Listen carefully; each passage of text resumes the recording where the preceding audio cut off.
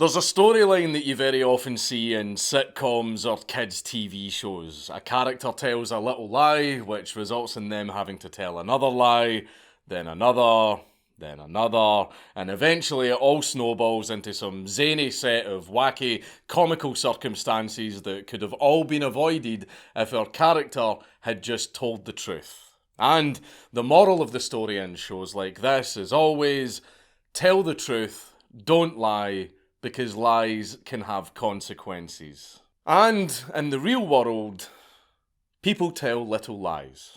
For example, sometimes people go into hospitals with something stuck somewhere that it shouldn't be.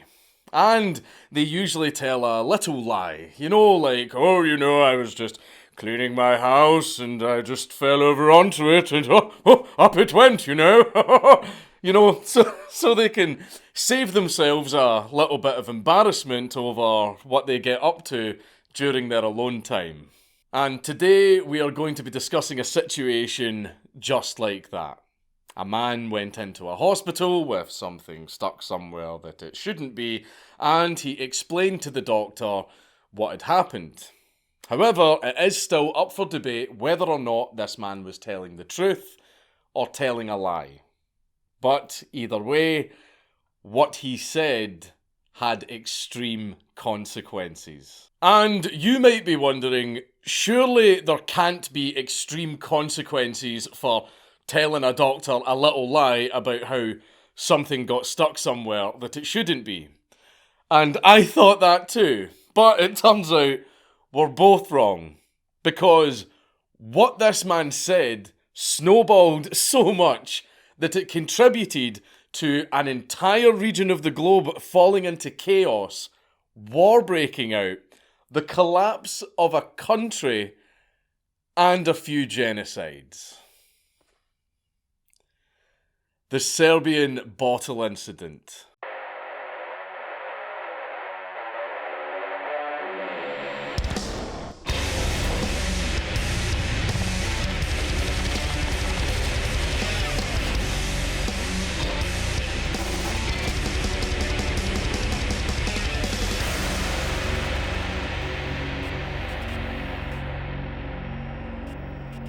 Please leave a like and a comment on this video because it really helps me in the algorithm. But before we get into the mad lad, this video was brought to you by Raycon. With Raycon earbuds, you can optimise your listening experience with mind-blowing quality at half the price of other premium audio brands. The new everyday earbuds are upping the ante with an improved rubber material that looks and feels both sleek and discreet, as well as including comfortable but secure optimised gel tips to provide that perfect fit for maximum comfort and security, regardless of the shape or size of your ears. Raycons are more versatile than ever, with a built-in mic that allows you to take calls at the push of a button, and they also offer 8 hours of playtime and a 32-hour battery life. And they have gained 48,000 5-star reviews. My Raycons are great for when I'm travelling to and from the office every single day. So if you want to get some top tier earbuds while supporting my channel, then click my link in the description down below or go to buyraycon.com/Dankula to get an exclusive deal of 15% off your order. The 80s, a time of cool action movies, arcade machines, the NES, and the Cold War.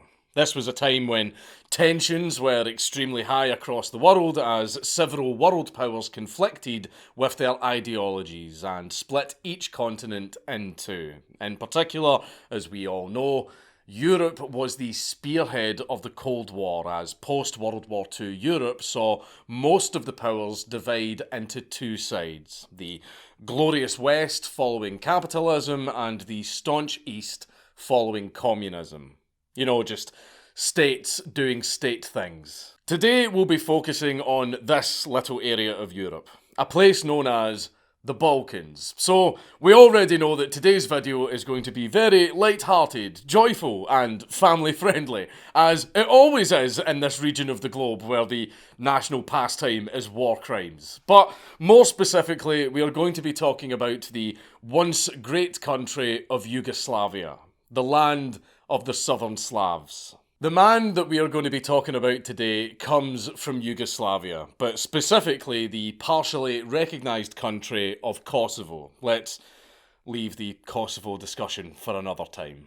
This is where the middle-aged farmer George Martinovic lived in the small town of Gilan. Not much is known about the background of Georgie other than that he was ethnically Serbian and was more or less a peasant as described by some sources, although he did live with his family and had several grandchildren. And one thing I want to make clear before we go ahead, I'm going to absolutely butcher the pronunciation of a lot of these names and places in this video, right? However, I will try my best, but I'm going to fuck up a lot.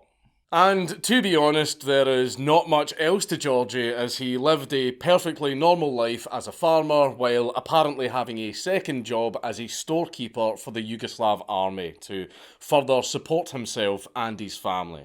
As I mentioned earlier, this was the height of the Cold War and Yugoslavia at the time was in a sticky situation due to the late Yugoslav dictator Josip Broz Tito passing away in the early 80s, leading to a culmination of socio-political issues.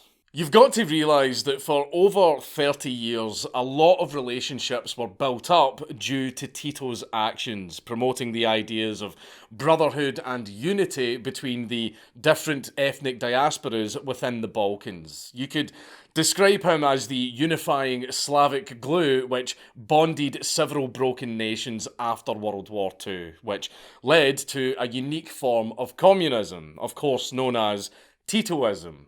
He wasn't a perfect guy, to say the least, but he definitely contributed to holding a lot of that region of Europe together. But what does any of this have to do with Mr. Martinovic? Well, while living in Kosovo, Georgie was a Serb, who were an ethnic minority in the region. Kosovo was mostly ethnically Albanian, although due to the current politics, it wasn't recognised as an independent state. So, as you can imagine, with the death of Tito and the gradual build-up of tensions throughout the Balkans along with a rising surge of nationalism, this caused a great amount of worry in each local government as it seemed that the idea of each region of Yugoslavia breaking away and becoming independent wasn't out of reach, although, spoilers, that wouldn't happen yet for another few years. We will get back to the region's geopolitics in a bit, but as for Georgie, the year was 1985, and he was apparently sowing some beans out in his field, as a farmer does. Out in his field, the day was going well, the sun was shining, the birds were singing, everything was going great, until allegedly, now this is the important part, allegedly, several masked Albanian-speaking men came up from behind Georgie and drugged him with something that knocked him out. Allegedly, a syringe of morphine, according to some sources. The men then proceeded to tie Georgie up and then essentially turned him into one man, one jar, except with a bottle. They took a 500ml glass beer bottle on the end of a stick and pulled a little bit of a Vlad the Impaler and they shoved it somewhere. This probably isn't getting monetized, but I'm going to at least try. Now, we aren't sure if the bottle was broken before the insertion or if it was kept whole and then broken after the fact. But what we do know is that Georgie's rear area was very badly injured. They left the old farmer in agony until he woke up in a pool of his own blood before going to the hospital. Now, this is where things get a little bit complicated because what I've just told you may not be entirely true, as there are many different tellings of this story. The things that we do know is that yes, Georgie was out in his field and yes, he did have a bottle shoved somewhere, which did severely injure him. What we aren't sure about is whether or not this was self-inflicted. Did Georgie do this himself, or did some Albanian men do it? Well, some sources state that in his state of injury, Georgie either crawled to the local hospital or was more likely noticed by a passerby who saw the old man clearly injured, and then they took him to the hospital. Once he was at the hospital, Georgie told the doctors the very story that I just told you, where several Albanian-speaking men, so more than likely ethnic Albanians, had drugged him and then proceeded to do the thing. With the current state of Yugoslavia, this was seen as a horrendous act against the local Kosovo Serbs. But this would only make things worse. A lot worse. Now, apparently, while in the hospital of Pristina, the capital of Kosovo, Georgie was interviewed several times by local authorities, some saying he was even interviewed by Colonel Novak Ivanovic from the Yugoslav People's Army, which could be true due to Georgie apparently working in the local base, but again, we aren't 100% certain. So there might even be some military ties here, but many sources haven't really underlined any particular reason why the military were investigating this. This would usually be a job for the police, who were also investigating this case. But for some reason, the army got involved. When they investigated the area of the incident, they had found pieces of the partially broken bottle on a wooden peg, although they commented that there was no traces of the attackers found in the area. Though, for some strange reason, they didn't take any items as evidence. They just left it all lying there. They then actually went back to reinvestigate the scene and actually collect the evidence. But it had rained overnight. So things like fingerprints and footprints were now gone. The evidence was ruined. But the fact that they didn't actually collect this stuff in the first place is, it's a little bit sus. To add to the poorly done investigation on the crime scene, some sources have also mentioned that Colonel Novak Ivanovic actually pressured Georgie to confess that he had been the one to inflict the injuries on himself.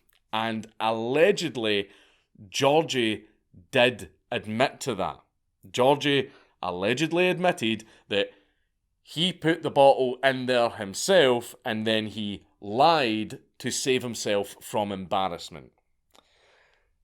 But it's hard to tell if he admitted it out of pressure from the authorities or if he genuinely did do it himself. I mean, this was the Yugoslav army in the 80s. They were very, very scary people and they had a reputation to back it up. So people very often did whatever they told them to do. Even give false confessions. Apparently, Georgie was even promised particular benefits if he did admit to mutilating himself. His children would be given jobs, which would be a very tempting deal considering his background as a poor peasant. An explanation for why Ivanovic wanted to convince Georgie to admit that he did this to himself, even if he really didn't do it to himself, could be because Ivanovic understood that this area was an ethnic powder keg. And if it got out that some Albanians did this to a Serb, even if they really had, shit would kick off. So Ivanovic wanted to make sure that didn't happen. Truth be damned.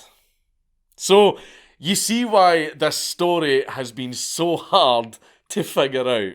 As for the potential suspects, the authorities only had one thing to go off, and that was the suspects spoke Albanian in an area full of Albanians. So, So this was going to be a little bit of a difficult search, especially considering that they had no other evidence.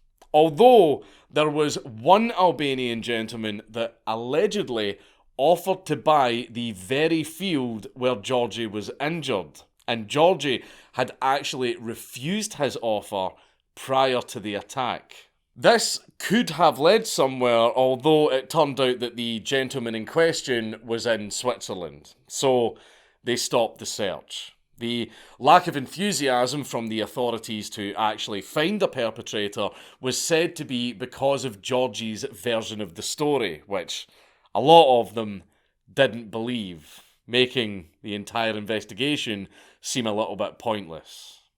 This brings forward the issue of the different perspectives at the time of the incident, or what the local and national newspapers would deem as the Martinovic case. There were two versions of the story, as we've discussed. Either A, Georgie got a little bit horny, which resulted in a little accident, and he used the Albanian majority as a cover to save him from being embarrassed. Or B, he actually was assaulted in an ethnic-focused crime, either due to the land scenario or by random Albanians who were doing this because of the ethnic tensions in Kosovo. As you can imagine, most Serbians believed in Georgie's side of the story. But most Albanians, and even other neighbouring states, believed that Georgie did this to himself. This only got worse when the papers started publishing about the attack, and this roused the different ethnic groups, in particular the Serbs and the Albanians. The Serbian-based newspaper known as the Politika published an article which detailed the incident where two unidentified persons, and I quote, committed a real massacre, end quote, against Georgie Martinovic, an employee of the Yugoslav People's Army House in Gilan. Georgie was attacked while sowing beans. He was then tied up, and then the attackers, and I quote, stuffed a broken bottle into his body. This promptly brought a huge reaction from the Serbs outside of Kosovo, causing a massive outrage, and the papers further exacerbated the situation by highlighting the so-called ethnic cleansing of Kosovo by the Albanian population. Although not every paper would have the same outlook on the situation. The Albanian-based media, of course, reported a very different take on the story. They had focused on the idea that Georgie was actually a homosexual who had accidentally done this to himself during an act of self-gratification, and to avoid the consequences of a very traditional society, he had presumably invented the attack to avoid dishonouring himself or his family. On the opposite side of Yugoslavia, the Croatian papers posted something a little bit more comedic. In their articles, they had published theories about the incident, speculating that Georgie was having a little bit of me time and the bottle had slipped, or that he may have jumped off of a nearby tree and landed on the bottle.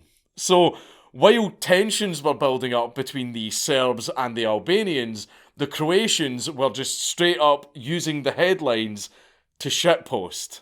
Very quickly, the Martinovic case started to increase in popularity as the current political controversy. There was even an alleged attempt to cover up the issue itself. Now, it's hard to tell if the newspapers and media were influenced by the politicians of the time, which, let's face it, is more than likely, but there was a weird amount of propaganda over this event from either side. Propaganda is basically two conflicting sides fighting to see who can tell the most convincing lies. So, as soon as propaganda became involved, it became almost impossible to discover the truth. Which is why, even to this day, it has been so hard to establish whether or not Georgie was lying.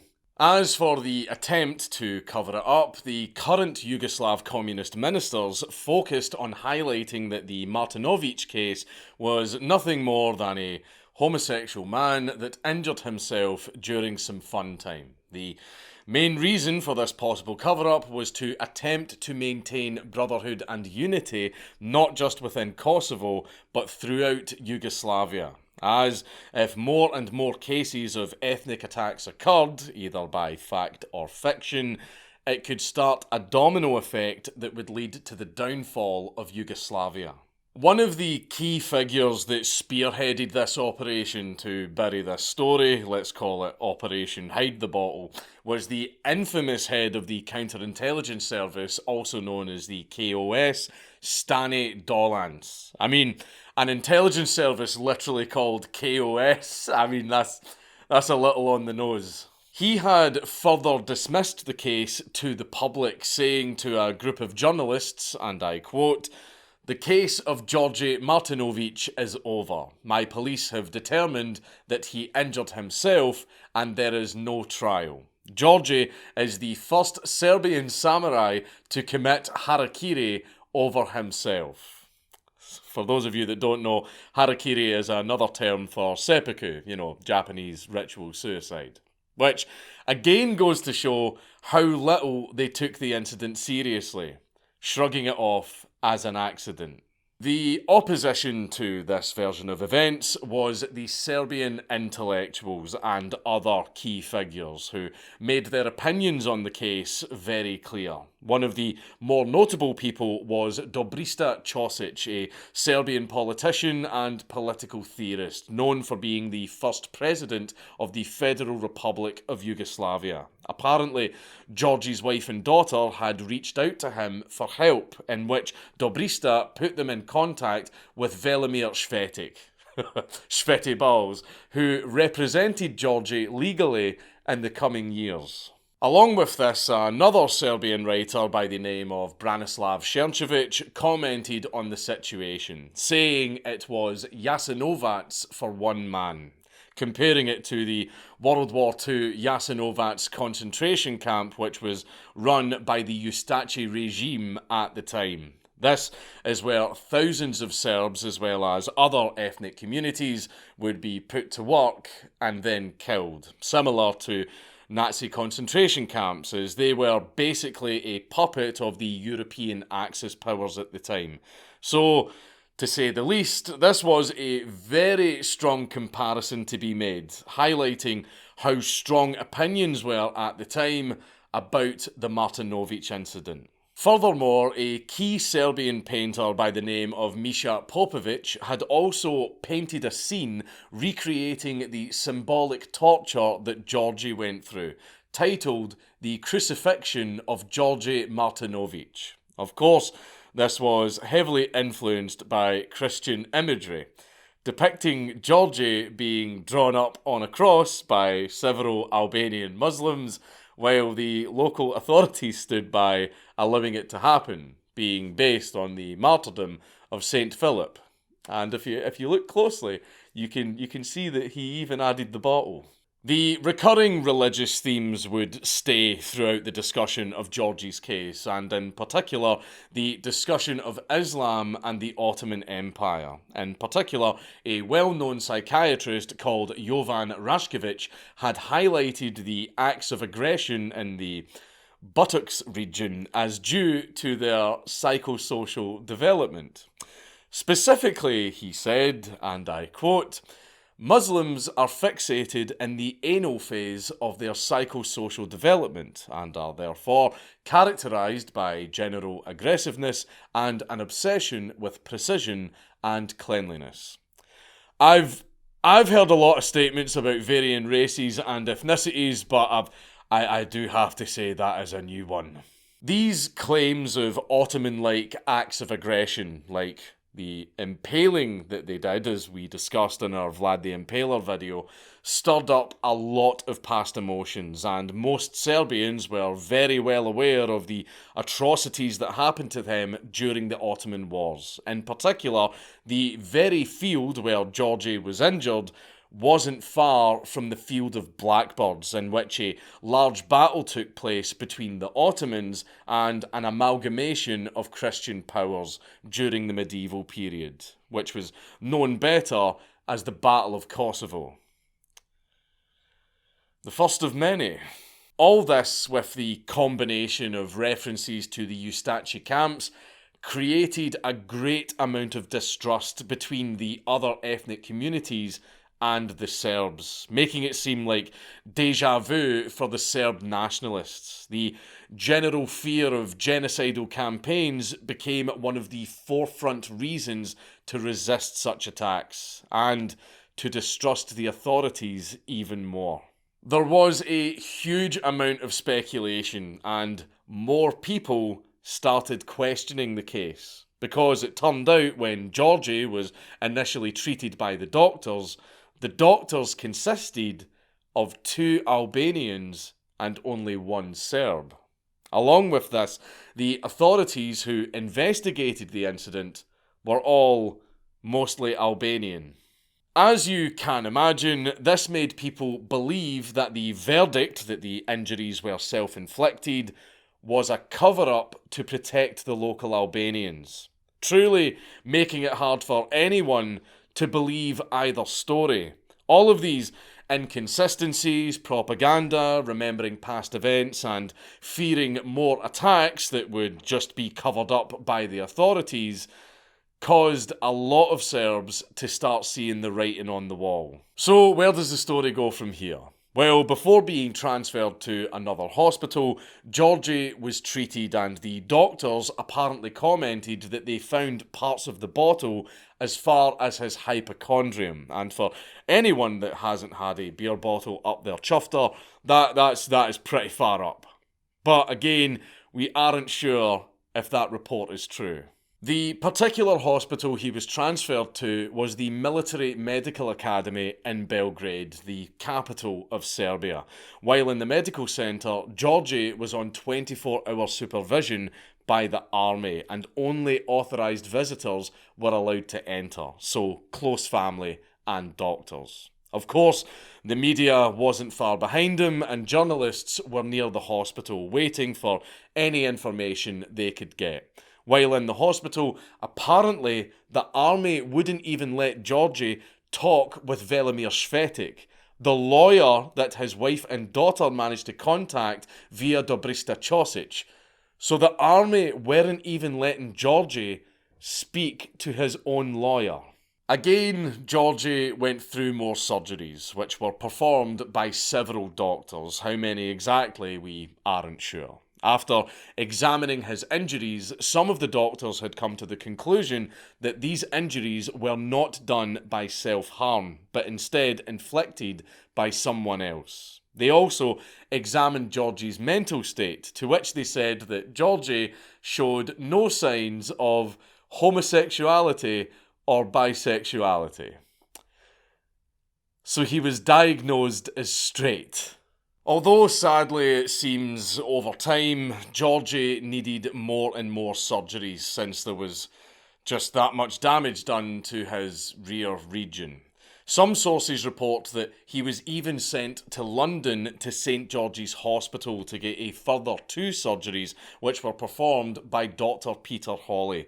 Peter, the proctologist, successfully performed the operations and apparently concluded, after reviewing the medical case, that any form of self-harm was excluded, saying that this attack must have been done by at least 3 people. After this, Dr. Peter Hawley received a threatening letter from Dr. Janez Malczynski, a doctor from Ljubljana who had previously examined Georgie's injuries. He had sent this letter to Dr. Hawley because, and I quote, "He interferes in the internal affairs of Yugoslavia," though I think it was Georgie who had his internal affairs interfered with. So it was clear to see that the tensions were getting rather high, and the Slavs would prefer the opinion of other Slavs rather than what they saw as an outsider. So what happened to Georgie after his surgeries in London? Well, His case was brought to two national assemblies for discussion. This included the National Assembly of the Socialist Republic of Serbia, along with the SFRY, or more commonly known as the Socialist Federal Republic of Yugoslavia. His case was discussed several times and was also rejected several times due to particular ministers questioning the validity of the incident. It's hard to tell how many times exactly it was discussed since the sources have conflicting numbers, and of course, over time, this incident was obfuscated by the government several different times. While the legal case was taking place, Georgi had found a residence to stay at via his lawyer in Avala near Belgrade.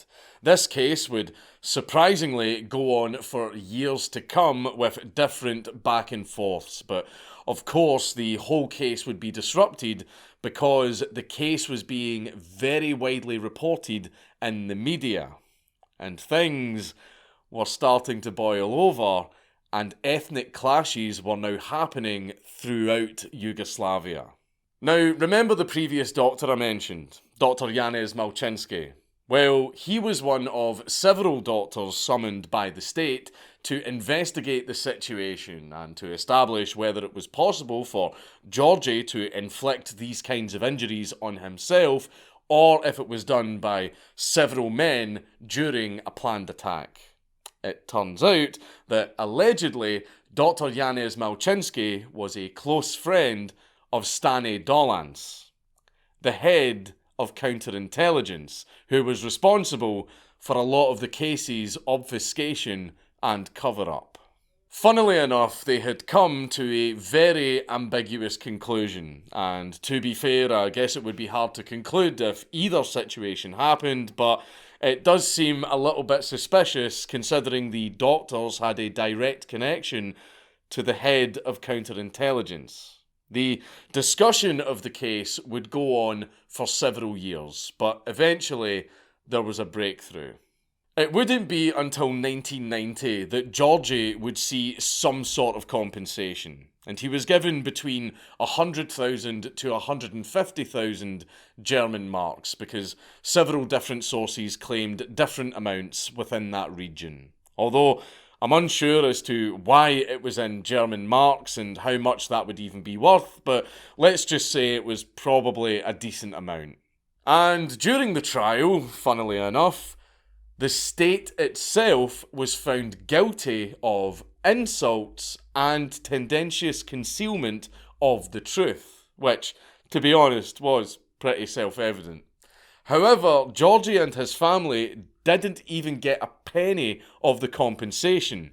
The compensation may have been used to pay off his lawyers, or it was apparently seized by the state. Neither of these stories have been confirmed, so we just don't know. So, after all of the trouble from the Martinovic case, what exactly did it accomplish? And why is this case so synonymous with the breakup of Yugoslavia? Well, throughout this video we have discussed the very many ethnic tensions that already existed throughout the region, and a high-profile court case can very often inflame ethnic tensions. So, think of things like the Rodney King trial, O.J. Simpson's trial, the George Floyd trial, Rittenhouse, like very public and very widely reported trials in the media that did fan the flames of ethnic tensions within America. So picture a trial like that, but in the Balkans. Yeah, things went nuclear.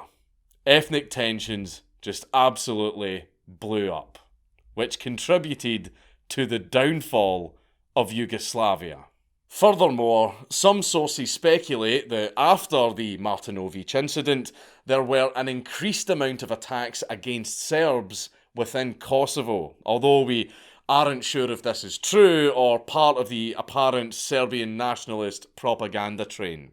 What we do know is that the state did hide details of this case. So, still to this day, we aren't sure what exactly happened.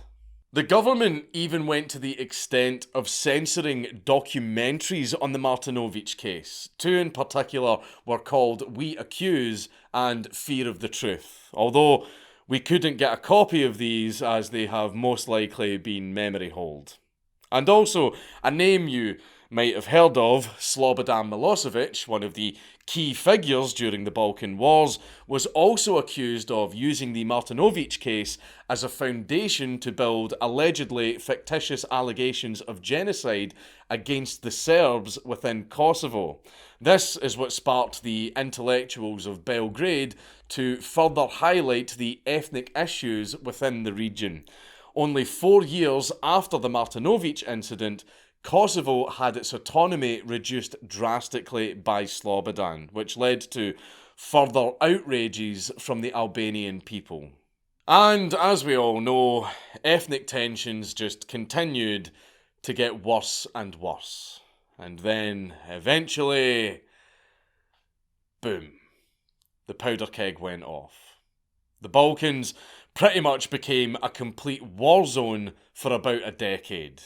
There were very, very, very many war crimes and genocides, and the nation of Yugoslavia broke apart into several different countries after a lot of armed conflict. So, what happened to Georgi? Well, after all of the commotion that was caused by the incident and the many surgeries he went through, Georgi soon moved to a village called Chitluk. How apt, near the city of Kruševac, where he spent the last of his years before finally selling the infamous Serbian battlefield. Georgi had a very large family who he loved very dearly, and of course they still remember him to this day.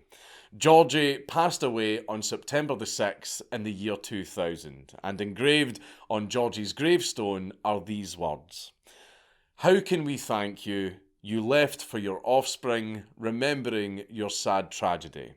You will be remembered as a martyr and the eternal sacrifice of the Serbian people." Now, was the Serbian bottle incident the main reason for Yugoslavia breaking apart and all of the war and death? No. There were very many other factors that came into play. However, the Serbian bottle incident did very heavily fan the flames of ethnic tensions, which were a major factor in the preceding Balkan conflicts. So, what happened in the field that day wasn't the sole reason that the country fell apart, but it really did contribute. But we arrive at the ultimate question. What actually happened in the field that day? After all of the propaganda, the government cover-ups, the biased media, and interference from the army and counterintelligence muddying the waters so much that we have no idea who is telling the truth, what really happened? So, did a group of Albanian men drug Georgi and then turn him into a human popsicle? Or did Georgi put that bottle in there himself? And I've got to be real with you, I think Georgie did it. I think he done it. Hey Georgie, we all got bottles up our ass down here, Georgie. Like, I'm sorry. I think man did it. Motherfucker did it, right? However, I do have my doubts, right? See, because of all the media and government interference in this case, I'm still not 100%. So I'm about 77% sure that Georgie did it, though I'm still not 100% certain. And a lot of you might have a different answer, and we can speculate all we like, but I don't think we're ever going to find out what really happened. Is that how you say his name? I literally have the pronunciations here. Did I say that right? Velimir Svetic. It is Svetic. Sveti balls. Sveti balls. Smashing. It's Count Dankula on YouTube. Everybody just subscribe.